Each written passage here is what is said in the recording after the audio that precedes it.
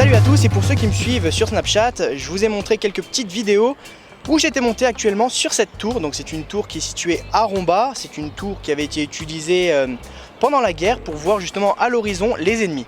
Donc voilà, petit cours d'histoire assez rapide.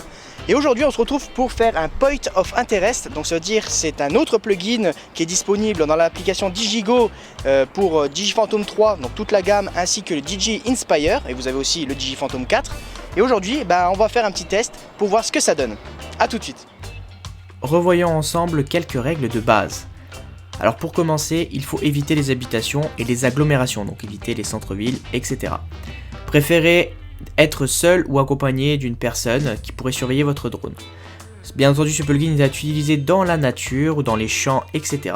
Pour faire fonctionner ce plugin, il vous faut être à 15 mètres de rayon de votre sujet et à 10 mètres minimum du sol, sinon cela ne fonctionnera pas. Bien entendu, il faut aussi avoir un GPS très fort.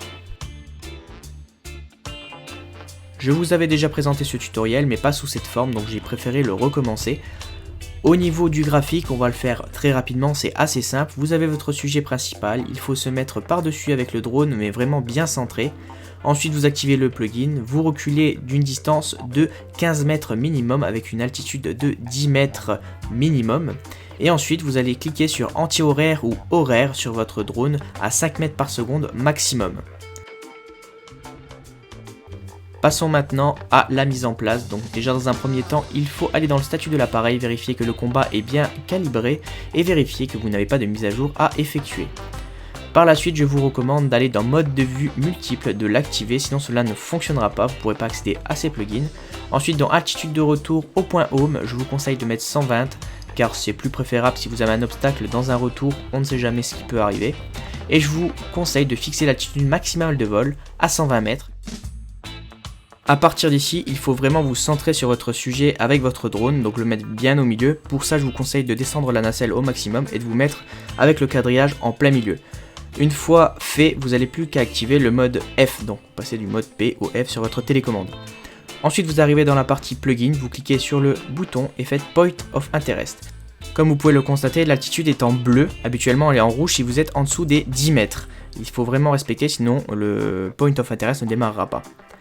Par la suite, vous allez pouvoir régler les mètres par seconde en anti-horaire et horaire. Comme vous pouvez le constater, je suis censé m'écarter de mon sujet. Donc par exemple là c'est cette tour. Là je suis à 21 mètres de rayon. Je peux me mettre à partir de 15 mètres de mon produit. Là j'ai décidé de me mettre à 21 mètres. Ensuite je choisis mes mètres par seconde, l'altitude de retour s'il y a un problème pendant la mission. Et ensuite on peut voir que le drone se met tout seul à tourner. Vous avez la possibilité de régler la nacelle, de pouvoir faire hide pour accéder à l'enregistrement et ensuite vous avez la possibilité avec l'engrenage de réappuyer sur Point of Interest les réglages, de faire pause, de faire résume pour activer, changer ou mettre en anti-horaire pour changer le sens de rotation.